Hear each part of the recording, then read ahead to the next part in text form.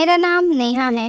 मेरे पति की मुझसे पहले 2 शादियां हो रखी थी और मुझसे झूठ बोल रखा था कि वह उसकी कज़िन है। शादी के बाद मेरे शौहर मेरे पास नहीं आते, लेकिन उसकी बीवियां रोज़ मेरे पास आती और मेरी खिदमत करती। शाम होते ही दोनों एक कमरे में बंद हो जाती। मैं बहुत ज़्यादा हैरान रहती कि वह ऐसा क्यों करती है। एक दिन मैंने अपनी जगह अपनी दोस्त को कमरे में बैठा दिया और शाम से पहले खुद उस कमरे में छुप गई। जैसे ही मेरी सौतन शाम के बाद कमरे में आई तो मेरी जान निकल गई, क्योंकि वह तो मेरी जब आँख खुली तो खुद को गरीब परिवार में पाया। मेरे पापा को हार्ट की बीमारी थी और मम्मी को टीबी की बीमारी थी। अपनी बीमारी के बावजूद उन्होंने हमें पढ़ाया लिखाया। जब मैं एमए के पेपर दे रही थी और रिज़ल्ट आने में अभी टाइम था, तभी मेरी खाला मेरे लिए रिश्ता लेकर आई। लड़के का अपना कारोबार है और बड़ी हवेली का मालिक है। बाप दादा की बहुत ज़्यादा जायदाद है। मेरी खाला आसपास के लोगों के रिश्ते करती हैं। जब मेरे माँ पापा ने लड़के की माल दौलत की बात सुनी तो वह बहुत ज़्यादा खुश हो गए। उनका दिल बाग बाग हो गया। मेरे पापा के सर से जैसे बोझ उतर गया था। दिल के मरीज थे बेचारे, न जाने कब रुखसत हो जाए, कोई नहीं जानता था। वह भी अपनी जगह ठीक ही थे। वह अपनी ज़िंदगी में ही अपनी बेटी को रुखसत करना चाहते थे।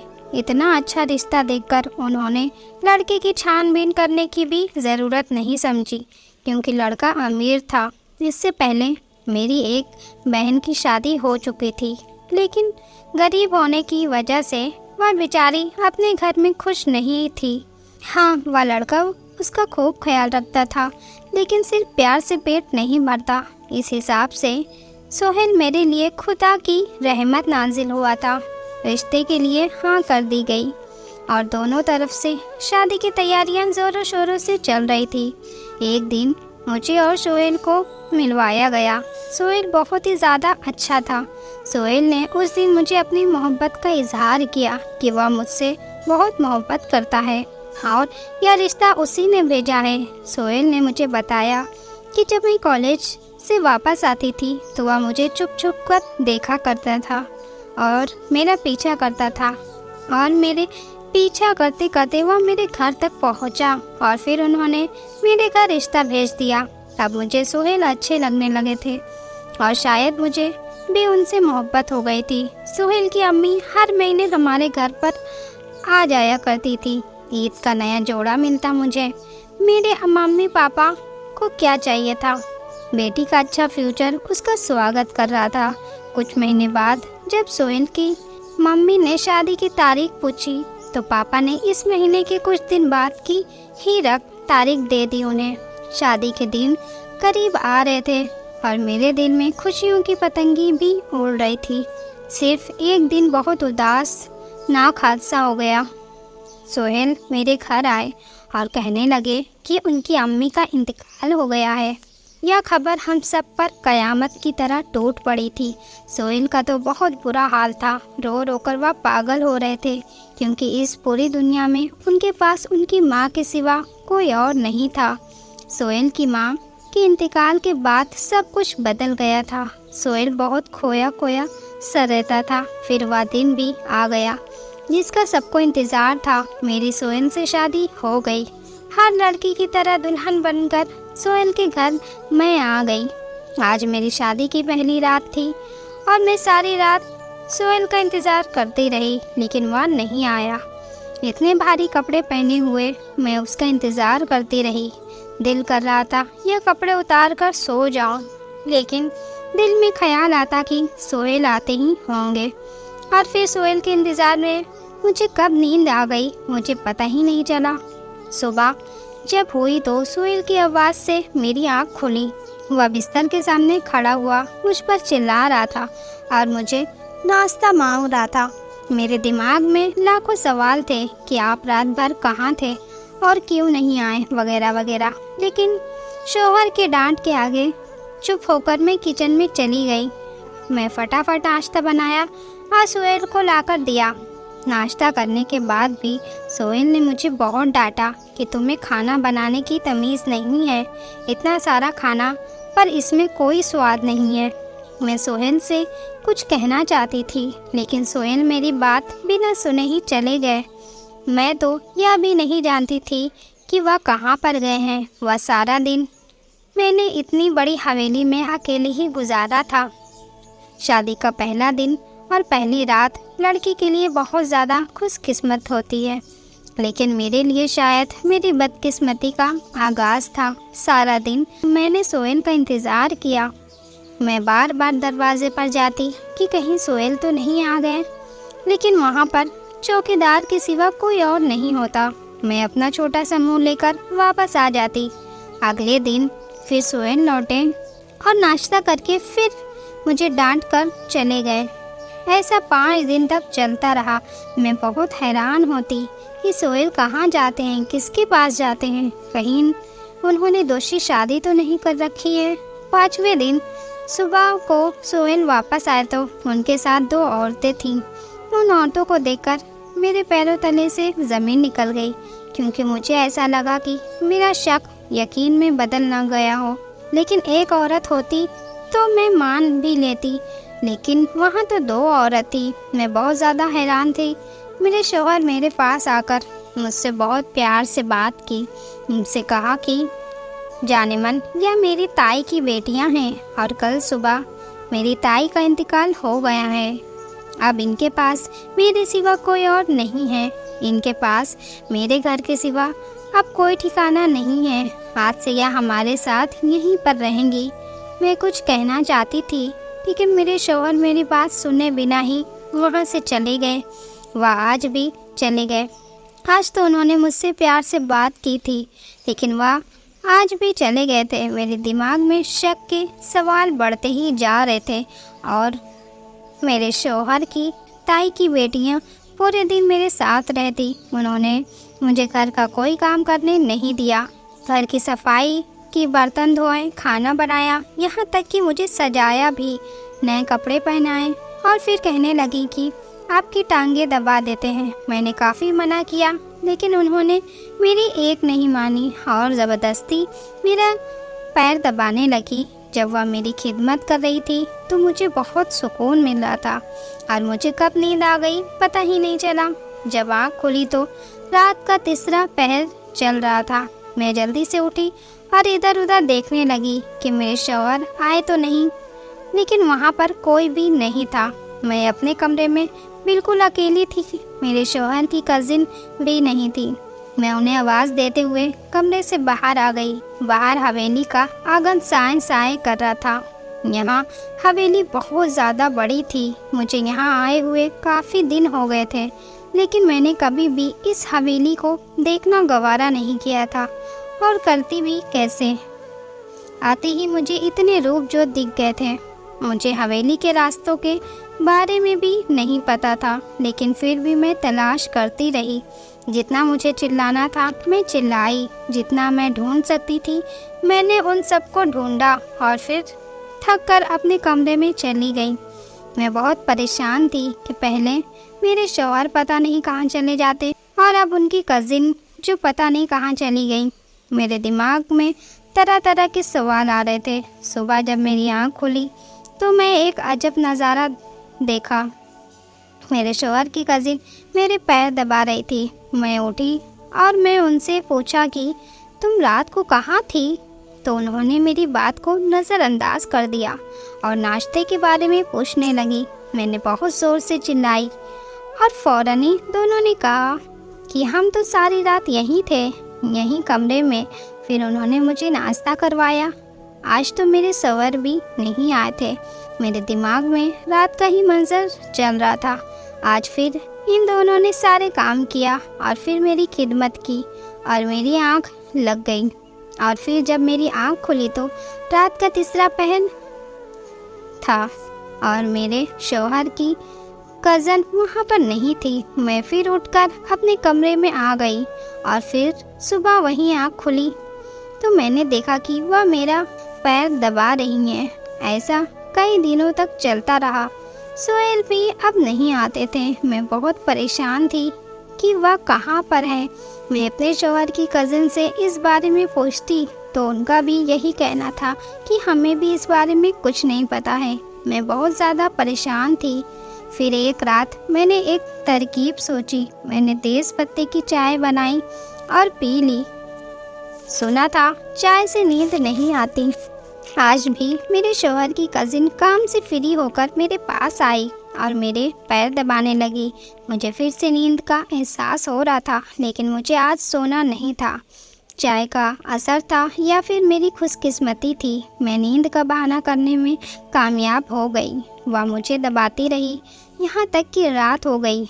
तो वह दोनों भाग गई और ऐसी भागी जैसे किसी से डर कर भाग रही हो। मैं कंबल से छिपकर उन्हें भागता हुआ देख रही थी और मैं उन्हें जाता देखकर हैरान हुई और मुझे एक अजीब सा डर भी लग रहा था। मेरी इतनी हिम्मत नहीं हुई कि मैं उन्हें ज़्यादा देख सकूं कि वह कहाँ पर जा रही हैं। फिर कुछ देर बाद मैं बिस्तर से उठी और कमरे से बाहर निकल गई। वहाँ कोई भी नहीं था।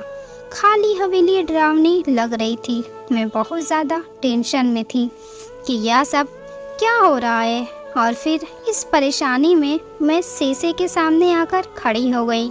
उन्होंने मुझे सजाया था। आज काफ़ी दिनों बाद मैं खुद को शीशे में देखा था। मैं बहुत ज़्यादा खूबसूरत हूँ, जैसे कि चांद। लेकिन मेरे शौहर मेरे पास क्यों नहीं आते, यह सोचकर मुझे बहुत ज़्यादा तकलीफ़ हो रही थी।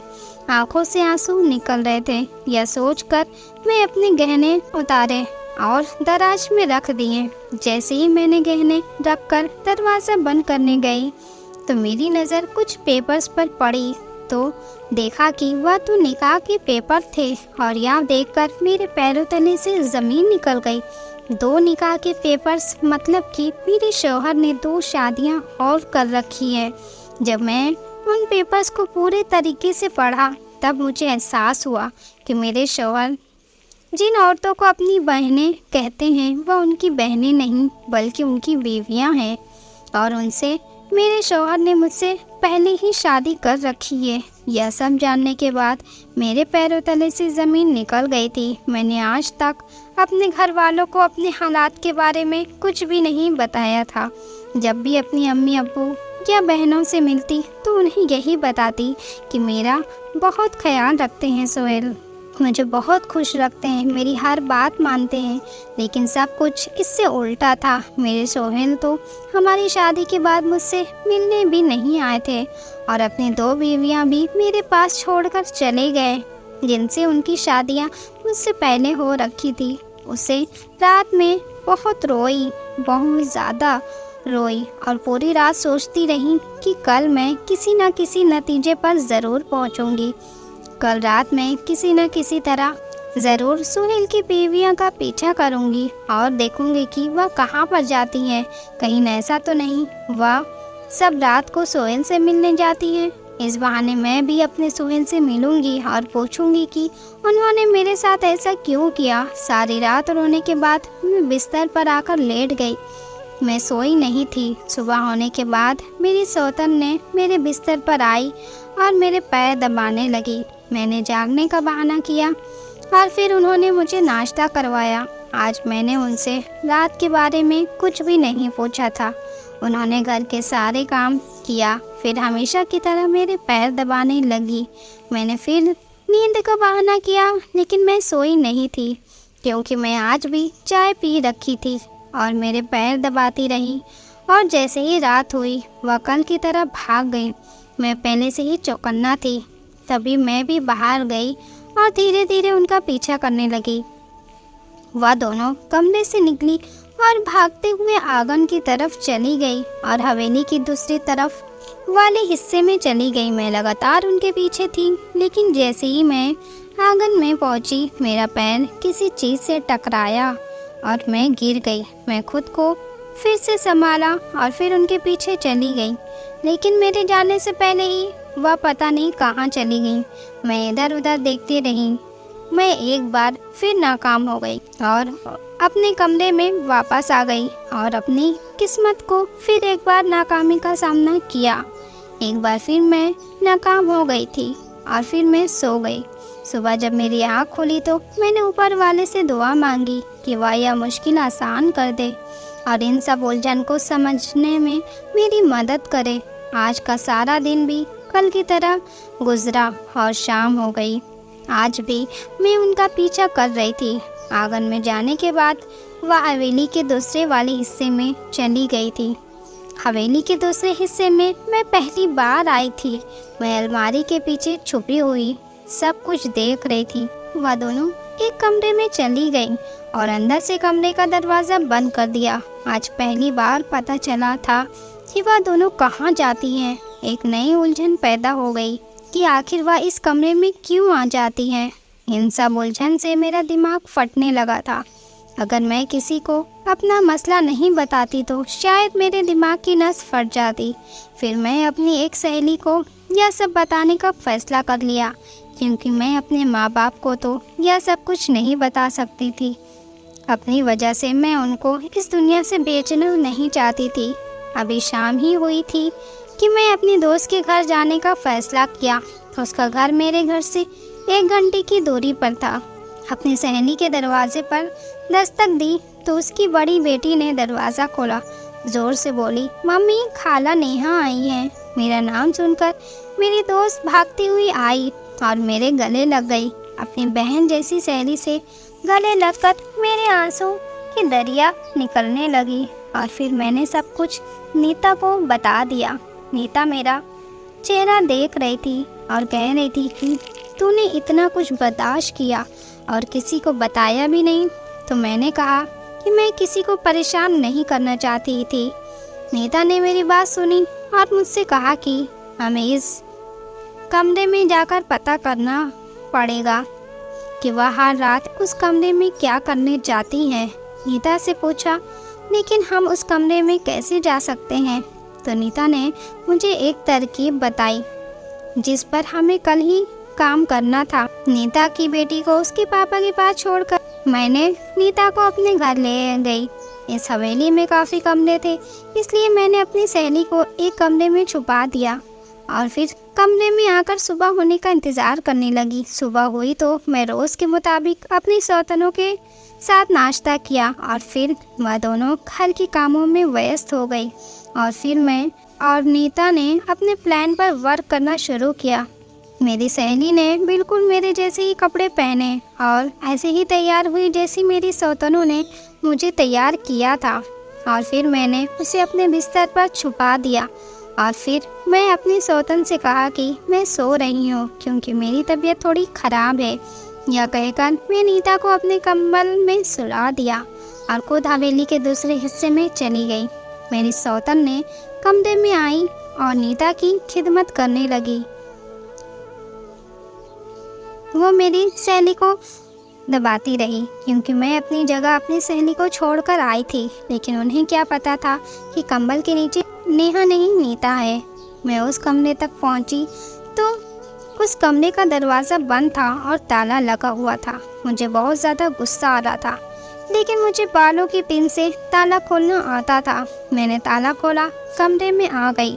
कमरे में बिल्कुल अंधेरा था। रात होने में कुछ देर ही बची थी। मैं इधर उधर देखा तो अंधेरे के अलावा कुछ नहीं था।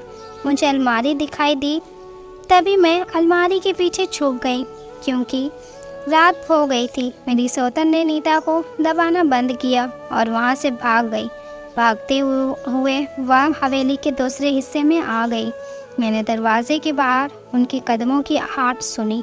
वह एक दूसरे से चुपकी चुपकी बातें कर रही थी कि ताला किसने खुला छोड़ा था। उन दोनों एक दूसरे पर इल्ज़ाम लगा रही थी।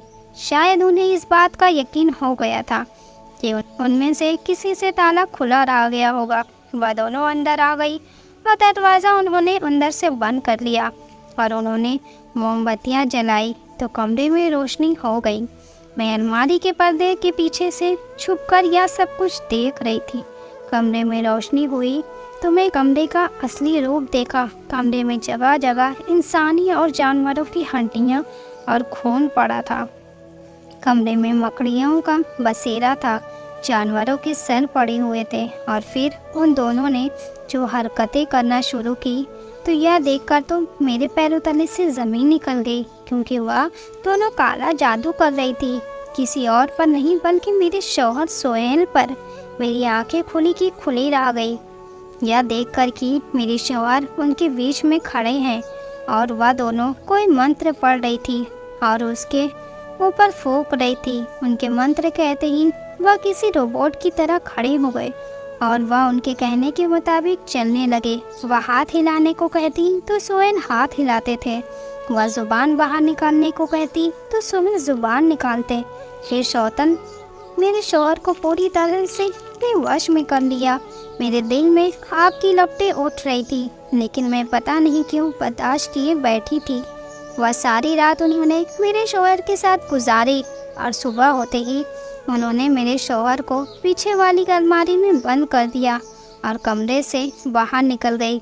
अब उन्हें लौटकर वहीं आना था, क्योंकि वह यहाँ तो रात को ही आती थी। मैं उनके जाने के बाद अलमारी के पीछे वाले पर्दे से बाहर निकली और सामने वाली अलमारी को देखा, जहाँ पर उन्होंने मेरे शौहर को बंद किया हुआ था। मैंने वह खोला तो वहाँ तो कोई और ही मंजर था। वहाँ पर एक कमरा और था, जहाँ मेरे शौहर बहुत बुरी तरह से चारपाई पर पड़े हुए थे। मुझे देखते ही वह चारपाई से उठ खड़े हुए और कहने लगे, नेहा तुम यहाँ कैसे आई? उनकी बातों से लग रहा था कि वह अब उनके वश में नहीं थे। मैंने अपने शौहर को हाथ पकड़कर कहा कि मैं उन जादूगरियों से तुम्हें ज़रूर बचाऊंगी। मुझे यह बताइए कि यह सब क्या हो रहा है। लेकिन सोहेल ने मुझे किसी बात का जवाब नहीं दिया और मैं बस वह यही कहते रहे कि तुम यहाँ से चली जाओ, वरना यह जादूगरनियाँ तुम्हें अभी मार देंगी, जैसे उन्होंने मेरी माँ को मार दिया था। मैं कहती रही कि मैं यहाँ से नहीं जाऊँगी। आखिर सोहेल को मेरी बात माननी पड़ी और फिर सोहेल ने मुझे जो कहानी सुनाई वह सुनकर तो मेरे रोंगटे खड़े हो गए। इतनी देर में मेरी सहेली इस कमरे के बाहर आ गई थी, क्योंकि वह जादूगरनियाँ इस कमरे को ताला लगाकर गई थी। नीता ने ताला खोला और अंदर आ गई। उनने सोहेल को नहीं छोड़ा और हम पुलिस स्टेशन की तरफ चले गए। पुलिस स्टेशन पहुंचकर मैंने वह सारी कहानी सुनाई जो सोहेल ने मुझे बताई थी कि उसके कॉलेज में 2 लड़कियां थी जो उसे बहुत पसंद करती थी, लेकिन वह उन दोनों में से किसी को भी पसंद नहीं करता था। वह दोनों सोहेल के पीछे ही पड़ गई थी। वह काला जादू करती थी और उन्होंने सोहेल पर काला जादू कर दिया। सोहेल को डरावने ख्वाब आते और उसका ध्यान पढ़ाई से हट जाता। उसकी तबीयत भी बिगड़ती ही जा रही थी और फिर एक दिन ऐसा हुआ कि उसे कॉलेज छोड़ना पड़ा, क्योंकि वह फेल हो गया था। यही तो वह लड़कियां चाहती थी। मेरे शौहर की माँ ने उनका बहुत इलाज करवाया, लेकिन उन्हें कोई बीमारी नहीं निकली और फिर उन्होंने सोहेल की शादी करवाने का फैसला कर दिया। उन दिनों सोहेल ने नेहा को बाजार में देखा था और पहली नज़र में वह दिल हार बैठा था, तो नेहा से प्यार कर बैठा था। अब उसकी तबीयत पहले से बेहतर हो रही थी, क्योंकि सोहेल नेहा को सोचने लगा था और दोनों औरतों ने सोहेल को अपना बनाने के लिए उस नेहा की यादों से निकलना बहुत ज़रूरी था। इसलिए उन लड़कियों ने सोहेल के घर में कदम रखने का फैसला कर लिया। पहले उन्होंने सोहेल की माँ को किडनैप किया और कहा, सोहेल तुम्हें हम दोनों से शादी करना होगा, नहीं तो मैं तुम्हारी माँ को मार दूंगी। सोहेल करते भी क्या, वो अपनी माँ को मरता हुआ नहीं देख सकते थे, इसलिए उसने इन दोनों से शादी कर ली। लेकिन उन्होंने उसकी माँ को छोड़ दिया, लेकिन उसकी माँ को कुछ भी याद नहीं था। सोहेल की माँ ने सोहेल की शादी की तैयारियां करने शुरू कर दी। उसकी बीवियाँ रोज़ उसे धमकाती कि वह हमारे बारे में अपनी माँ से बात करे, उन्हें बताए, लेकिन सोहेल मजबूर था। वह अपनी माँ का दिल नहीं तोड़ना चाहता था, सोहेल को हासिल करना चाहती थी, क्योंकि उन दोनों की एक से ही शादी उनके जादू को और बढ़ा सकती थी। लेकिन दिन ब दिन उनकी धमकियाँ बढ़ने लगी और फिर मेरे शौहर ने उनकी बात नहीं मानी, तो उन्होंने मेरे शौहर की माँ का कत्ल कर दिया। लेकिन तब तक मेरी और सोहेल की बात पक्की हो चुकी थी। उन्होंने लाख कोशिश की कि मेरा और सोहेल का रिश्ता टूट जाए, लेकिन सोहेल की मोहब्बत सच्ची थी और ऐसी हमारी शादी हो गई। फिर उन्होंने नया काला जादू शुरू किया, जिससे वह मेरे शौहर को अपने वश में कर सकें। यह शादी की पहली रात थी जब उन्होंने मेरे शौहर को अपने वश में किया और हवेली के दूसरे हिस्से में मेरे शौहर के साथ रात गुजारी। दिन में उनका काला जादू मेरे शौहर पर नहीं चलता था, इसलिए उन लड़कियों ने रात को मेरे शौहर पर काला जादू करना शुरू किया। लेकिन उन्हें शक था कि कहीं सोहेल दिन में अपनी बीवी से ना मिले। इस वजह से उन्होंने सोहेल को इस कमरे की अलमारी में बंद कर दिया और खुद उसकी कजिन बनकर घर में रहना शुरू कर दिया। उन्होंने मेरी खिदमत और घर की काम शुरू कर दिए ताकि मेरा शक उन पर ना जाए, इसलिए वह मेरी खूब खिदमत करती और खाने में कुछ मिला देती थी कि रात सोने से पहले ही मैं सो जाऊं। वह सुनील के साथ रात गुजारती और खाने को भी उन्हें बहुत कम देती थी, इसलिए वह बहुत कमज़ोर हो गए थे।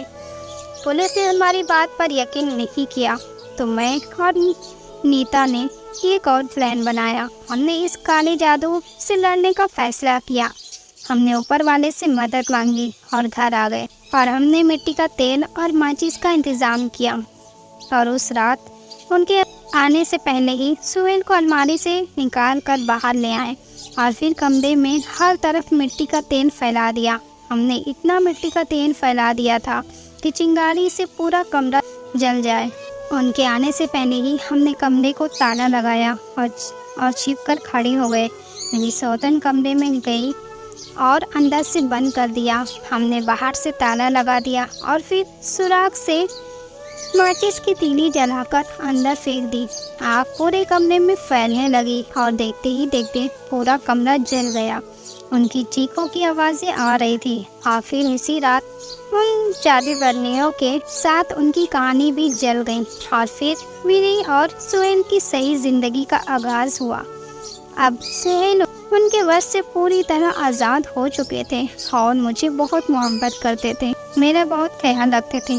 दोस्तों, वीडियो कैसी लगी कमेंट करके ज़रूर बताएं। वीडियो को लाइक और चैनल को सब्सक्राइब ज़रूर करिएगा। Thank you so much.